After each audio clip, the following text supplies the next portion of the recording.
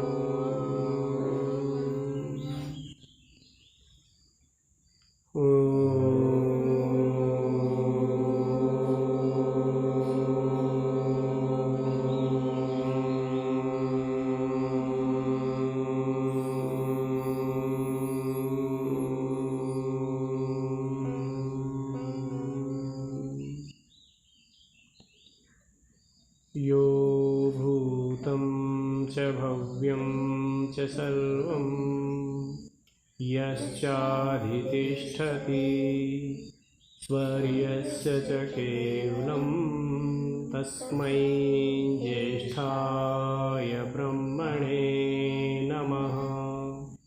यस्य भूमिः प्रमान्तरिक्षमुतोदरं देवं यश्चक्रे मूर्धानं तस्मै ज्येष्ठाय ब्रह्मणे नमः।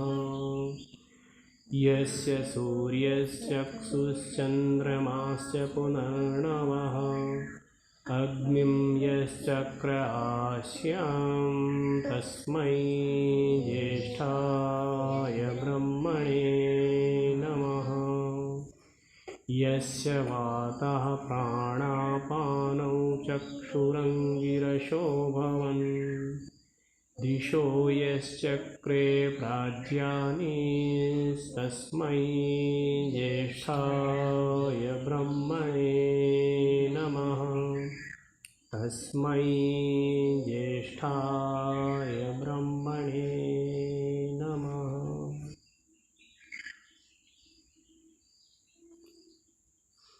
पवित्र यज्ञ स्थली में उपस्थित महानुभावों,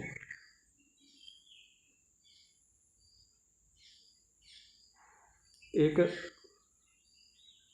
श्लोक है, मनस्यन्यद वचस्यन्यद कर्मण्यद दुरात्मना मनस्य एकम वचस्य एकम कर्मण्य एकम महात्मना। अर्थात जिसके मन में कुछ और विचार है और वाणी में कुछ और बोल रहा है, मन में अलग विचार है और वाणी से दूसरी बात बोल रहा है, और कर्म में तीसरी बात, कर्म अलग प्रकार का कर रहा है। अर्थात मन से कुछ विचारता है, वाणी से कुछ बोलता है, कर्म अलग प्रकार से करता है, जिसको सरल भाषा में कपटी कहते हैं, छली कपटी। मन में कुछ और है, वाणी में कुछ और है और व्यवहार में कुछ और है। मन में अंदर से द्वेष भरा हुआ है और वाणी मीठी मीठी है और कार्य ऐसे करेगा जो दूसरों के लिए अहितकर हो, दूसरों को हानि पहुंचाने वाले हो। तो ऐसा व्यक्ति दुरात्मा कहलाता है, दुष्ट कहलाता है। और जो व्यक्ति मन में जैसा विचार है उसके भला विचारता है, भला ही उसके वाणी में होता है। जैसा मन में विचारा वैसा वाणी से बोल दिया, और जैसा वाणी से बोला वैसा ही उसने व्यवहार में किया। मन में विचारा कि किसी को धोखा नहीं देना चाहिए, सत्य बोलना चाहिए, दूसरे का उपकार करना चाहिए, तो वाणी में भी वो ऐसा ही बोलेगा। और वाणी में बोला तो फिर व्यवहार में भी ऐसा ही करेगा, धोखा नहीं देगा, दूसरे का उपकार करेगा, सत्य बोलेगा। तो इस तरह का जो व्यक्ति होता है वो महात्मा कहलाता है इसी श्लोक के अनुसार। तो हमारे लिए विचारने की बात ये है कि हम दिन भर में जितने भी कार्य करते हैं वो ईमानदारी से करते हैं या बेईमानी से करते हैं। अच्छा चलो, सारे कार्य हम ईमानदारी से करते हैं अथवा कुछ कार्य ईमानदारी से करते हैं, फिर ये एक बात आती है, बहुत सारे कार्य तो हम करते होंगे ईमानदारी से।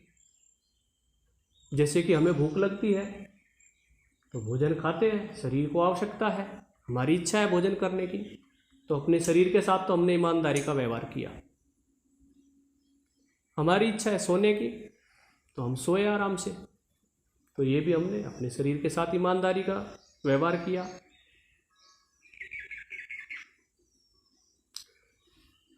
लेकिन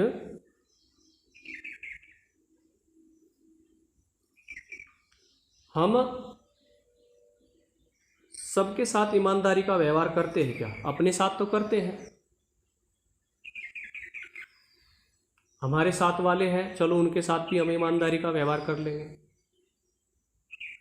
साथी है, मित्र है, आचार्यगण है, दंड के भय से या जैसे भी कहीं पकड़ा ना जाए।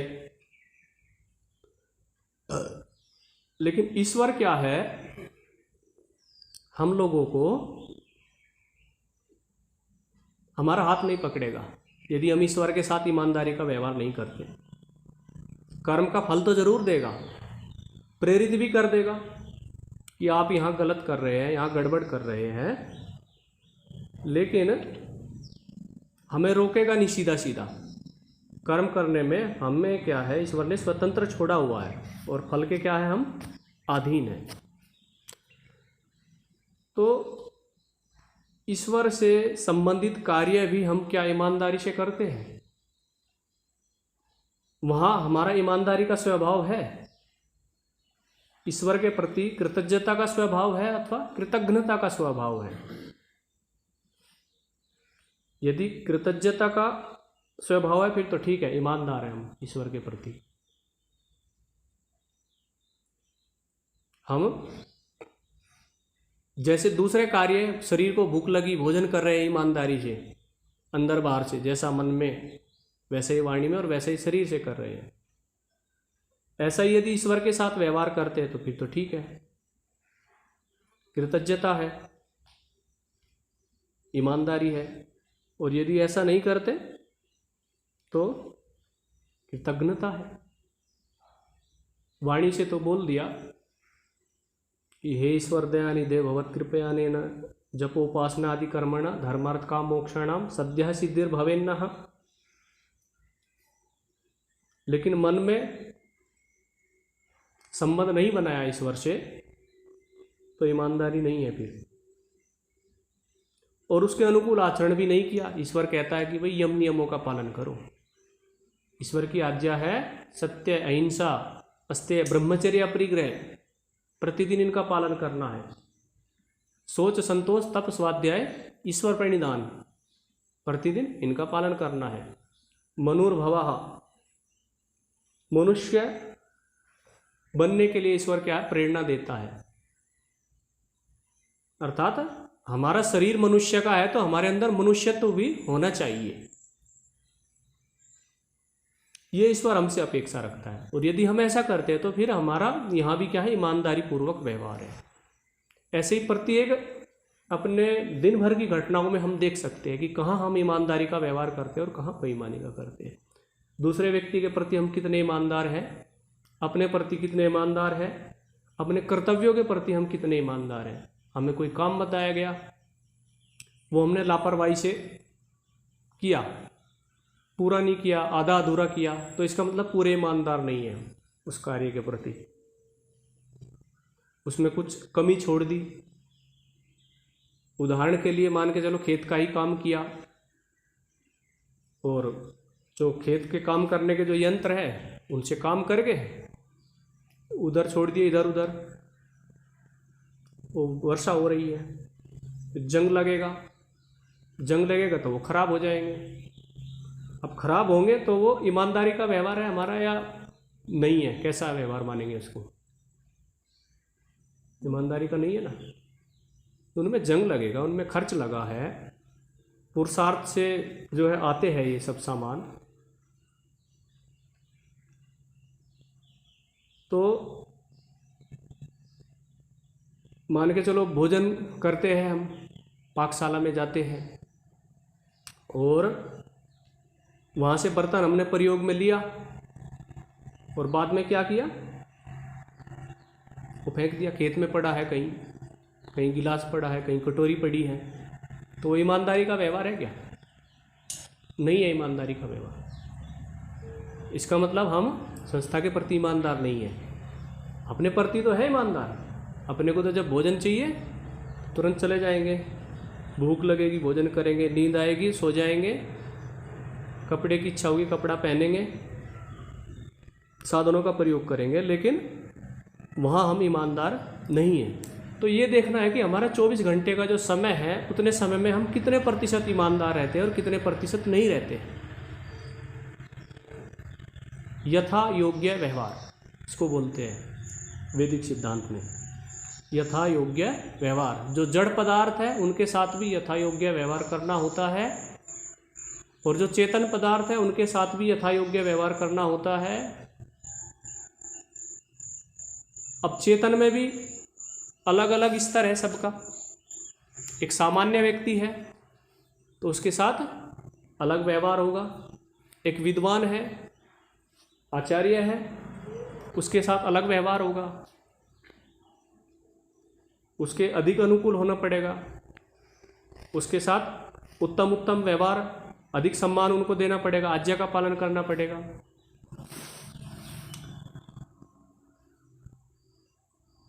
साथ वाले हैं उनके साथ भी उचित व्यवहार करना है, छोटे हैं बड़े हैं।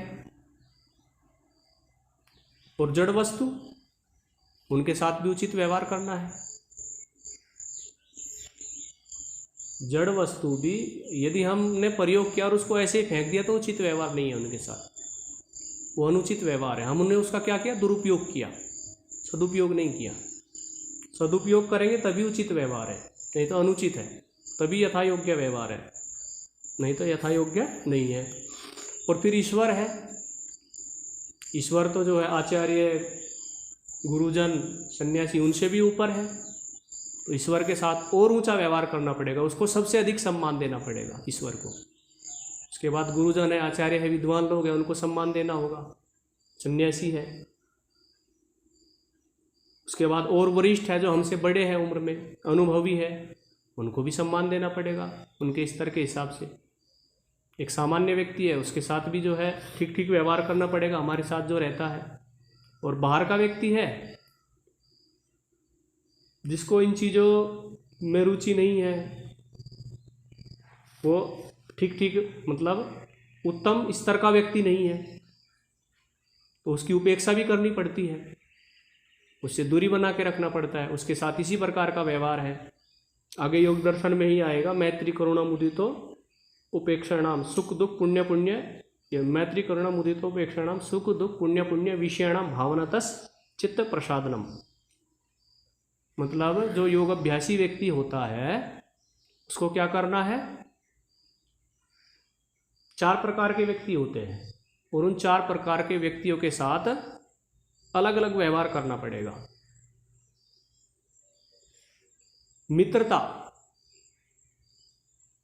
मित्रता का व्यवहार किन के साथ करेंगे, जो सुखी व्यक्ति है, जो धनवान है, समृद्ध है। और धनवान भी कैसा, जो बेईमानी के पैसे से कमाया हुआ धनवान नहीं, अपने पुरुषार्थ के बल पर जो धनवान बना है उसके साथ क्या करना है, मित्रता का व्यवहार करना है, उससे मित्रता रखनी है, उससे सहयोग लेना है, यथा योग्य व्यवहार है। करुणा, जो गरीब है, दुखी है, विकलांग है, उसके प्रति दया की भावना रखना है, ये यथा योग्य व्यवहार है। मैत्री करुणा मुदितो। और जो साधु होते हैं, विद्वान होते हैं, सिद्ध पुरुष होते हैं, उनको देख करके हमेशा प्रसन्न रहना चाहिए, उनसे दूर नहीं भागना। आज के समय में देखने को मिलता है ना, है पाखंडी आ गया, दूर भागो इससे, है। विचार तो सही, इसका आचरण कैसा है, इसका व्यवहार कैसा है, इसकी विद्या कैसी है, इसके कारण से कितना जो है संसार का उपकार हो रहा है, ऐसा नहीं विचारा, बस अपनी मर्जी से सोच लिया कि ये तो पाखंडी आ रहा है, बिना परीक्षण किए। तो जो वास्तव में सच्चा साधु है, विद्वान है, योग अभ्यासी है, उसको देख करके क्या होना चाहिए, प्रसन्न होना चाहिए, खुश रहना चाहिए, उसको देख करके उसके समीप रहना चाहिए, जाना चाहिए उसके पास, उससे उपदेश ग्रहण करना चाहिए। क्या करते हैं आज के समय में लोग, भागते हैं दूर, साधुओं के पास नहीं जाएंगे, उनके पास जाएंगे तो फिर विषय भोगने को नहीं मिलेगा, वो तो मना करेंगे इन चीज़ों से। और चौथे क्या है, जो दुष्ट व्यक्ति है, मैत्री करुणा मुदितो उपेक्षा नाम, सुख दुख पुण्य अपुण्य, जो अपुण्य आत्मा है, अर्थात उल्टे काम करने वाले, दैत्य है, राक्षस है, पिशाच है, दुष्ट है, अनाचारी है, ऐसे लोगों को क्या करने, उपेक्षा रख करनी है उनकी, ना उनसे शत्रुता रखनी, ना मित्रता रखनी, दूरी बना के रखना, ना शत्रुता ना मित्रता, दूर रहो उनसे, भटकने मत दो उनको अपने पास। और ऐसा भी मत करो कि उनसे शत्रुता करनी है।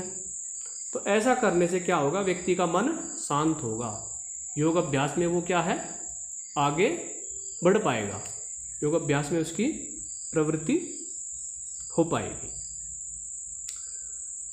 तो हमें क्या है, यथा योग्य व्यवहार करना सीखना चाहिए, अपने प्रति भी ईमानदार रहना चाहिए, अपने साथी के प्रति भी ईमानदार रहना चाहिए, गुरुजनों के प्रति भी ईमानदार रहना चाहिए, संस्था के प्रति भी ईमानदार रहना चाहिए। जहाँ जहाँ जितना भी हम पूरे दिन में व्यवहार करते हैं वो ईमानदारी से करें। यदि आदत नहीं है तो आदत डालनी चाहिए। कई बार अपने प्रति भी ईमानदार नहीं होते हम, स्वास्थ्य बिगड़ गया यदि हमारी गलती के कारण से, कपड़े नहीं धोए अच्छे से, गंदगी के कारण जो है शरीर में कोई विकृति आ गई, तो क्या है, अपने प्रति भी ईमानदार नहीं रहे।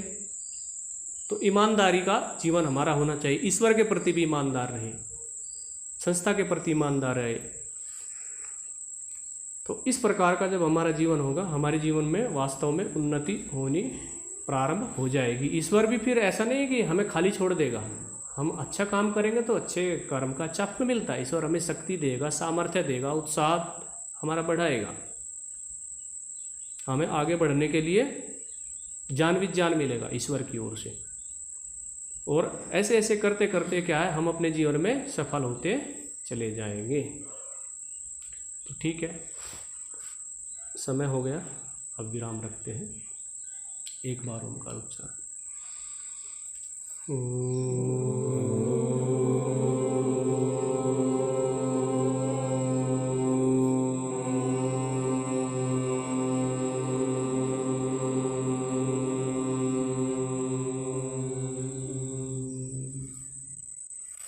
सर्वेभ्यो